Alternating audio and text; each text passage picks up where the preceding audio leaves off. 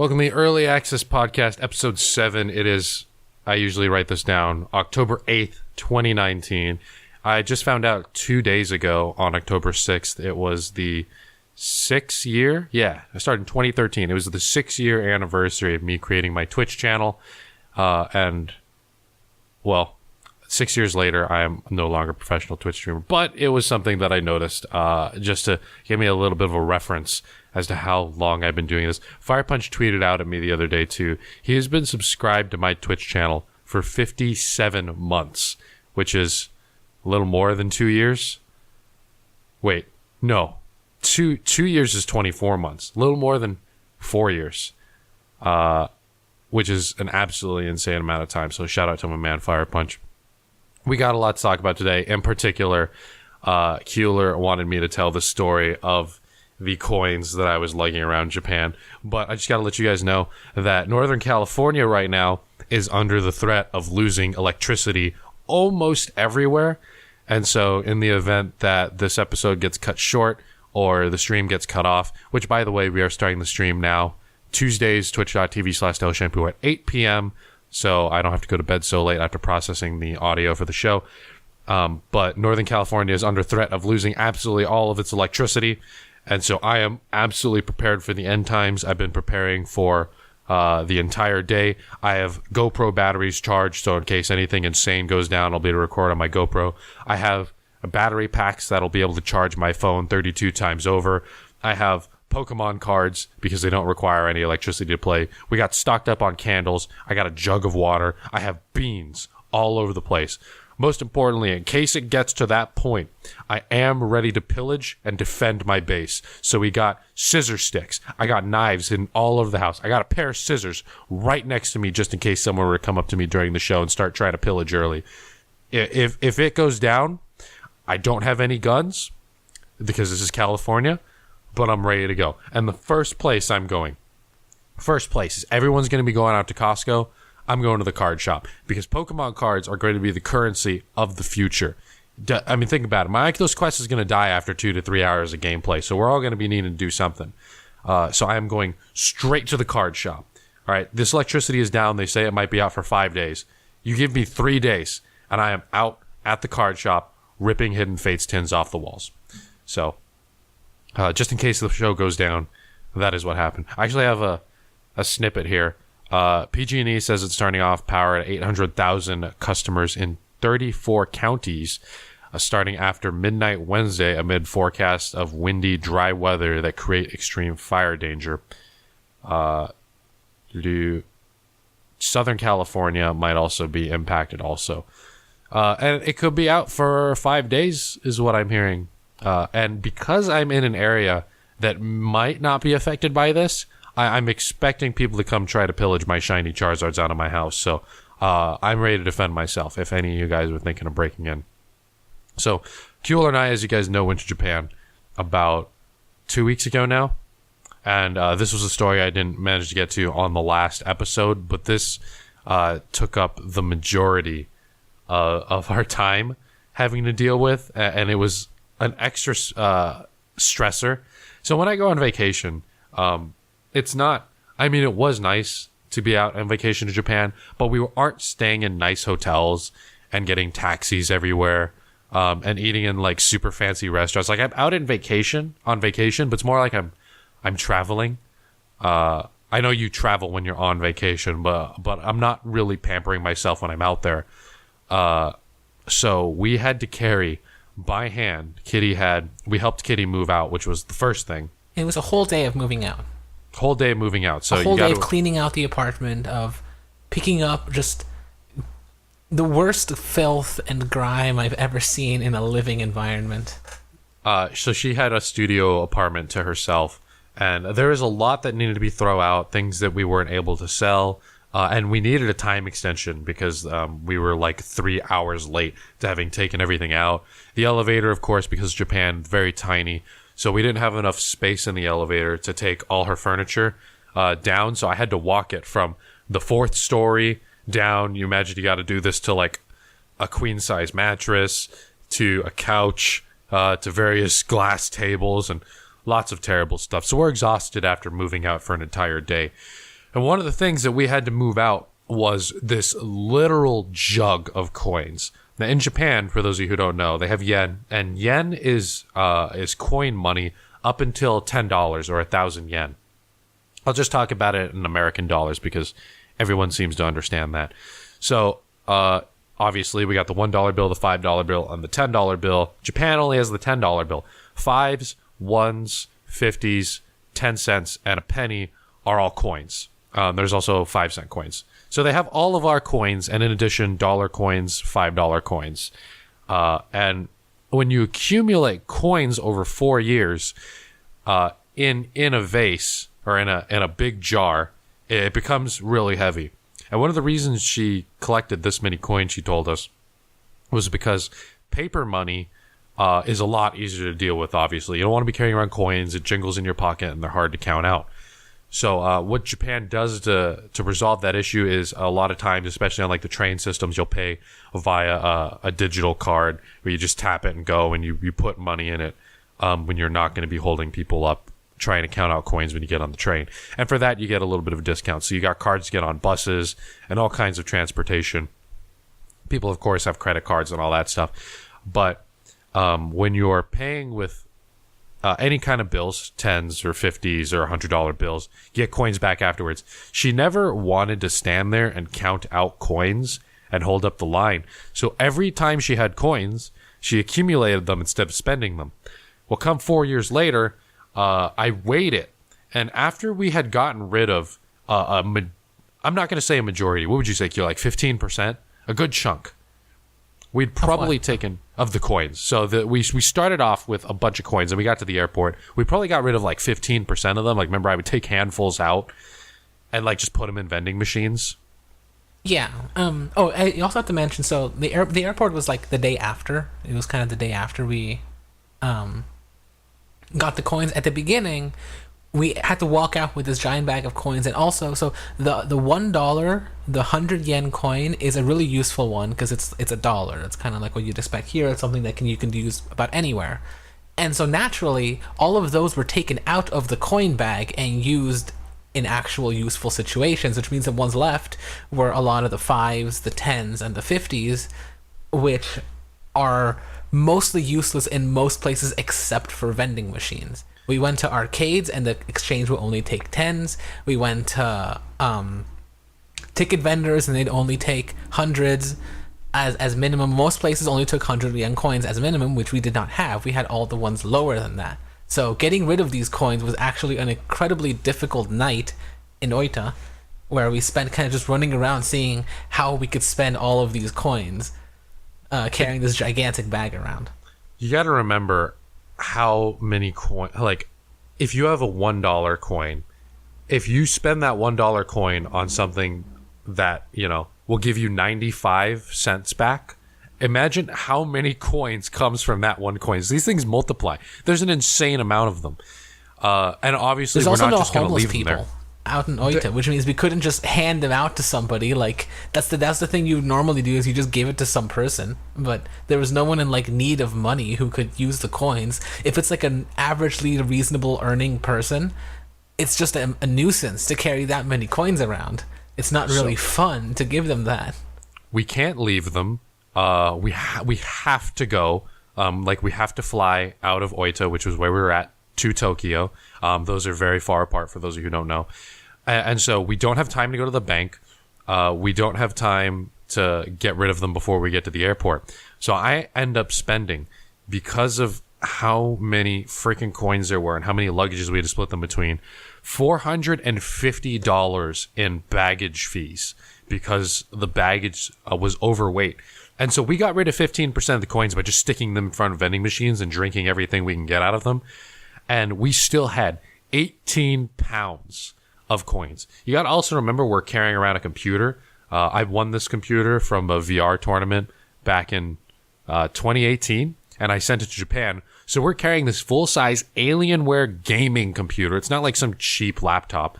It is an Alienware gaming computer. So this thing's heavy. And then we're carrying 18 pounds of coins, which I would estimate was probably like 22, 23 pounds before we got it down to there.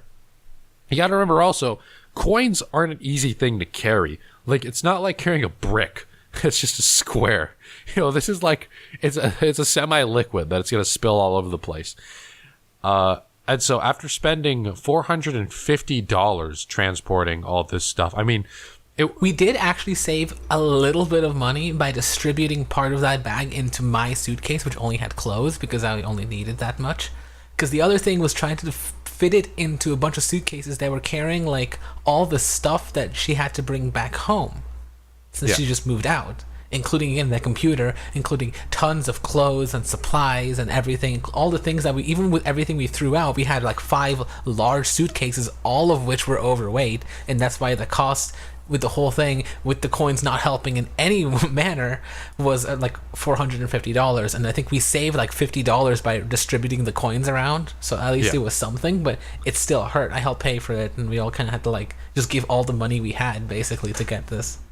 It was kind of painful handing over $450. Now, the painful. overage wasn't just due to the coins. The computer is heavy, and there's a lot of stuff she has to take. There's things that we knew was going to be too heavy.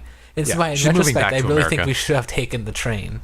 You're like, it's going to take longer, but then the time it took us to like figure out what to do with the coins, paying the overage fees, just lugging the coins around, I feel like it would have been easier if we just walked on the train with all this stuff. With the information I had before I made that decision, taking a flight is much better. Just like $80 to go there. It ended up costing like $600 among all the tickets. So that was absolutely ridiculous. And so we get to Tokyo, and for those who don't know, Kitty is moving back to America, so we have a lot of her stuff, which is also contributing to the overage fees. But because we're in Tokyo on a holiday, we can't go to a bank that same day. So now I need to carry this to our hotel. So these things are just an absolute nuisance. And we do care. We landed at Narita and not Haneda. Yeah. Which is reasonably far away from central Tokyo. Like you cross rice fields and farms to get into the inner city. So we have to get onto the train platform all the way through the airport, and then from there transfer over to the local Tokyo metro system that then take us close by to the hotel. In which case, really mostly Nicky is carrying the heaviest of these bags, like across the entire Tokyo district, basically. With the coins like jiggling inside the bag and like weighing it down extensively. Yeah, so I'm carrying a computer. I don't know. I think it was like 30 pounds. My stuff. Maybe more. And like a ton of coins. And so while we're at the airport, I forget if I was going there or coming back, or leaving back, or getting in Tokyo. But it was getting in Tokyo. Oito was relatively benign to get through. Well, regardless, most of our troubles were in Tokyo. I was at the airport, and I was going down this escalator, and there's this lady there greeting us, and I literally think in my head, why does this lady need to be here greeting people as we go down this escalator? And so I'm carrying the 2 heaviest pieces of luggage, and as I get on the escalator to go down, one of the bags kind of knocks into the side, which knocks the other bag, and gravity, because I'm going down, causes me to lose control of both of the bags. There were several people below me, and I would have killed absolutely everyone had I not body blocked these bags that begun fall. Like, I take 2 steps down because the bags are slipping, body block one of them, which body blocks the other one because they're so big that they can't get past me, and the lady at the top of the escalator runs down to help me. I have it under control, but she like, you could tell that her whole career is on the line for this, because you could tell like her one job was to make sure a dumb American carrying 20 pounds of coins didn't kill everyone going down the escalator, and it was time for her to spring into action. So she luckily, totally ran in there. She was happily waving to everyone. At that point, like the smile wiped from her face, and you just saw horror. Just she went to action mode. I had the situation under control by the time she got down, but after she had seen that I was okay, she sprinted back up the escalator. Oh yeah, which took her a while. So major props to her. An addition to this story now that happened recently. So I was coming back, and it's a great cultural difference to remember. So I was coming back with my friend from San Francisco, and we were getting off at Millbrae at the final BART station. And you take the escalator down You take basically the stairs down. There's an escalator down, to get to the ground floor from like the raised platform that the BART station is on. And someone who was apparently coming from the airport carrying suitcases, there was no one on the escalator because I think it only goes up, and obviously we just took the stairs down. He just like realized, in the same logic you had, this heavy suitcase could slide down this escalator extremely quickly. So while I'm going down the stairs, I just hear the loudest like sliding noise of suitcase sliding down the oh no, he didn't stop the escalator at a really rapid speed. Like you really do not underestimate how fast this thing was going. When it hit the ground, it was like a gunshot when it slams into the ground. And like, again, there was no one on the escalator. There was no one in danger. The cultural difference is that this guy is just like, this is a good place to like slide my suitcase down. But it made me realize like how dangerous this would have been to those people, because this thing was just a bullet sliding down this stairwell. Oh, that would have easily knocked over anything in its path. Like, you gotta imagine, when I dropped it, it kind of slid like 2 or 3 steps, and when I stopped it, my knees buckled. Like, I'd use my... I'm about 180 pounds, so that's enough to, like, force myself against them and stop them from falling down. But if it were to go down 5 or 6 steps, and you're a smaller person than me, which everyone in Japan is, no one in Japan is 6 feet tall. It's not a tiny little escalator at Millbrae, but it's not... It's also not like a London Underground super tall escalator. So like even on like a moderate length, it picked up a ton of speed. Like the weight of this thing like counteracts the friction of the escalator, and it was just zooming by as I was walking like next to it on the actual like normal stairs. So by the time it like went past you, if you had not stopped it, like by the time it got to the next person, it might have already been going too fast for anyone to stop. Yeah, this really could have been disastrous had I not stopped that. In fact, if this story were to go any different, I might be like locked up in Japan for manslaughter or whatever their equivalent charge is. And it was not a proud moment for me, but I am happy that I managed to get out of the situation. Anyway, to end the coin story, the day before we left, I think we deposited all of them. It ended up being, I think, about $180 of coins, and you got to keep in mind we got rid of like 15% of that. Like easily, I probably put $50, I would say, maybe almost $50 into random like vending machines, just getting drinks. We also went to the arcade. Remember that? Yeah, we went to the arcade, and I tried to hand the guy tens. Like, I'd hand him 10 tens, and he'd give me 100. And I did that 4 times before he was like, no, like you can't just like convert tens into dollars. The machines wouldn't take it. The machines wouldn't take it. So we tried to go in person, and they were sympathetic the first time. The first 4 times. The second and third time. Then the fourth time was like, we're not doing this again. And then obviously when you went back up, they're just arms crossed, not letting you through. Now, I wasn't being a dick and just like trying to use them to convert the money. I was then putting that 100 yen coin into the cab so I could play. But that's not their job to convert money for me. And this is the real unfortunate part, because if that was actually transferable, like by the machines to 100 yen coins, like we would have spent that money in that evening easily. There's no doubt in my mind that I could have spent $100 at the arcade. Like, I would have just dumped them all into the machines. We probably would have spent hours standing there putting coins in, but I would have just gone ham and spent hundreds of dollars. We were already planning to like be like the masters of the arcade, like some kid like is about to pay for his game. We're just like, no. We just slide the coin in for him. Yeah, and now the thing is, I don't speak Japanese, so I don't know how to like let people know. Like, hey man, I wanted to. Anyone who walked up to the vending machine near the table where we were sitting at with a bag of coins, anyone walks up to that, I'm like, yo man, I got you. Like, don't worry about it. Don't thank me. I should thank you, because I'm carrying around 18 pounds of coins right now. Anyway, it was an absolute hassle. Yeah, and the longer the night went that first time, the more we realized that we would have to take that to Tokyo, and it was probably even more of an ordeal than I expected. Yeah, it was almost caused death, and not a good part of the vacation. Anyway, other things I that still we have find going coins on. in my bag to this day. Oh, me too. I got about $30. I have $30 of coins left. They didn't all stay in Japan. No, they all we We still keep finding them to this day. Now I probably that will keep finding them for a while. we can just repress that memory and not have to worry about that anymore.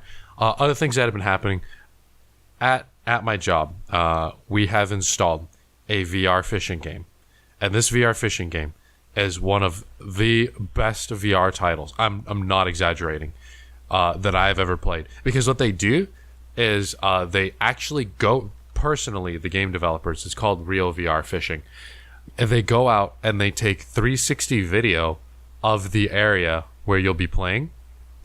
And so these are real places. So far, because they're based in South Korea, they've only taken pictures in South Korea. Kueller, can you bring it up, Real VR Fishing, and read like the description of the game? And I forget what the game company is and all that stuff. But they take 360 video of the place where you'll be fishing, and then they when you're playing in VR, you're at the origin point where the camera was, and I don't know anything about fishing, but apparently they made it pretty realistic where if a fish starts tugging to the right, then you got to tug to the left. And there's some accessibility features for those who aren't good at fishing. So on normal mode, you get like fucking X-ray vision where you can see the fish in the water. But then on expert mode, there's absolutely no help whatsoever, and you have to just know like which way to tug and how fast to reel it in, and all that kind of stuff. And this, What am I looking for here? Real VR Fishing. What's the studio name? Who are the guys who make it? Name. That's a good question. It's on the Oculus Quest now. For those of you who own an Oculus Quest, Mirage Soft. Mirage Soft. Yeah, that's right. That's them. And I probably played this game, no joke, for like a full hour while I was at work the other day. Like I was just sitting and catching fish. It is incredibly relaxing, and I really like Beat Saber and Audica and like rhythm action games. And with rhythm games, you always want to be getting better. There's more notes on screen, all that stuff. This is the first time I've enjoyed a VR game for like a relaxation kind of thing. I don't know anything about fish, but just the act of fishing, just sitting there and taking in the ambiance, and they add in realistic sounds. There's one level in South Korea where it's at night and you can see cars running on the overpass, and there are fireworks going off in the background. The game sounds beautiful. There's like cinematic music when you like catch a fish, and we try to reel it in, although you can turn that stuff off. And so that is my early access VR game shout out of the episode. Real VR Fishing. It is an incredibly relaxing game, and there's progression to it too. So as you catch fish, you unlock more places where you can go out and fish, and more bait and rods and stuff, and you can keep an aquarium that'll have the fish that you've actually caught. And so the developers, I believe, were recently in the Bay Area, and so they're going to be doing 360 video of places in America, because so far they've only done levels that are in South Korea and then put those in the game. So like these are real places that they're taking actual 360 realistic video of. When you look down, it doesn't look so good because it's all stretched out. It looks okay, but if you look out for any amount of distance, even like 10 feet, then the game looks absolutely beautiful. The water looks great, and it's just really relaxing. So that's my VR recommendation for the week, is Real VR Fishing. And the last thing I've queued up to talk about, we're going to do a little bit shorter of a show because I am afraid that the power could go out for 5 days at any moment, and I actually set up candles around the room because it will be pitch black in here if nothing is happening. But I got an interesting piece of news from Stream Elements. Apparently, despite the Ninja acquisition, Mixer loses more ground against Twitch, even with new talent. If you're watching on YouTube, I'll put this down in the description. But the hours watched per platform in Q3 2019, 75.6% of that share goes to Twitch. 75.6%. And the rest of the shares are taken up by YouTube, Facebook Gaming, and Mixer. Mixer actually in last place at hours watched per platform. Mixer at 3.2%. Facebook Gaming at 3.7%. And YouTube at 17.6%. I'm going to read off the little bullet points it has here at the side. But credit to Stream Elements, twitter.com/Stream Elements for this. Mixer's big ninja move made little impact as Twitch continues to expand the gap between the two platforms. In September, Twitch, YouTube Live, and Mixer all experienced their lowest amount of hours watched in Q3, but this is traditionally a slower month year over year. Facebook bucks the viewership ebb and flow trend by showing a massive 41% growth in September. Twitch's percentage of the market grew roughly 3% since quarter two. And so Twitch, with the 75.6% mark, Twitch did a rebrand back at TwitchCon just a couple weeks ago. They've redone their logo and all that stuff, and their new tagline is "You're already one of us." And they have advertisements. I think it's around. I've seen people take pictures of it in San Francisco. But one of the things they're pitching that I hate as a VR content creator, one of the things that they're saying is, "Oh, that weird obscure thing that you're into, we got that on Twitch." And it's like, all right, that weird obscure thing I'm into, virtual reality, and there's no virtual reality category on Twitch, and you're doing absolutely nothing to support it. And the biggest games on the platform are still incredibly large. Fortnite. I actually don't think Apex Legends is. Let me actually go take a look at the front page of Twitch. What are the biggest games on Twitch right now? Can you look at Sully Gnome real quick, Kueller? Actually, you can't even. It doesn't even show you the biggest games on Twitch anymore if you just go to the Twitch front page, because it shows you recommendations for yourself. I'm just gonna go to Sully Gnome and find them. Sully Gnome is my favorite Twitch analytics site. But the biggest views on Twitch: League of Legends, Just Chatting, Counter-Strike, Fortnite, and World of Warcraft. Of course, I don't expect with a rebrand a serious shift in any of this content and Fortnite being overthrown on Twitch. But Twitch is still doing absolutely nothing to support VR content creators. I talked about on an earlier show how they had absolutely zero VR panels at TwitchCon. I know VR had a little bit of a presence. I believe the Synth Riders developers were either there or they were, I think they had a booth. And Synth Riders is an upcoming VR game where you hit blocks with your hands and dance to the music. But Twitch hasn't, since their rebrand, despite the fact they say, oh yeah, that weird obscure thing you're into, we got that on Twitch. They haven't seemed to have made any moves to support people who are doing weird things like tabletop games, and if anyone is a little bit more in the tabletop community wants to correct me in the YouTube comments, go ahead. But with especially My Forte VR, they haven't really done anything on the platform to move the needle to support these more niche things that people like. They even released like a trailer talking about like the weird things like speed running and the more niche communities. But so far, I have no tangible action that I can actually see from them coming out from TwitchCon and their announcements that show in any way that they're going to be supporting VR. Speaking of supporting VR, the real last story, PlayStation 5 was announced today, and the PlayStation 5, of course, going to be continuing to support PSVR content. How they're going to be doing that, whether they do the PSVR 2 or anything like that, is still not known, at least to me. I'm sure Sony is working on it. But Xbox not doing anything so far, despite that they've announced Project Scarlet. Is that what it's called, Kueller? Do you know anything about the Xbox series? I know it's called something like that. I don't know, honestly. I don't. The most I know is that PlayStation 5 was announced. They've announced PlayStation 5, and I'm looking forward to seeing how PlayStation 5 supports virtual reality. But one thing that is tangential to virtual reality is haptics. I've tried a lot of different haptic adaptations when it comes to VR, whether it be haptic vests. I don't like haptic vests when it pertains to music. I've tried music haptic VR vests that you put them on your chest and it lets you feel the music. And so I played with a haptic VR vest at a conference, and I played a round of Audica with it, and I was the only one at the conference who, I'm not trying to brag, but played Audica on Expert. And I wasn't even playing a particularly hard Expert song, but it just felt like, because the notes are coming so quickly, that the haptic feedback vest was just vibrating the entire time. Like, there was no distinction between notes or anything like that. And so I'm not a big fan of haptic feedback vests, but haptics are important. For example, in Beat Saber, when you slash a block, you can feel your controller rumble, so you'll know that block was hit. Same thing when you play DDR. The arrows when you play DDR are lower than the rest of the platform, so you can feel your foot successfully hit the arrow. But if you feel your foot not go down in that divot, you know that your footing's off, and so that you can correct that through just feeling it instead of seeing it on a screen.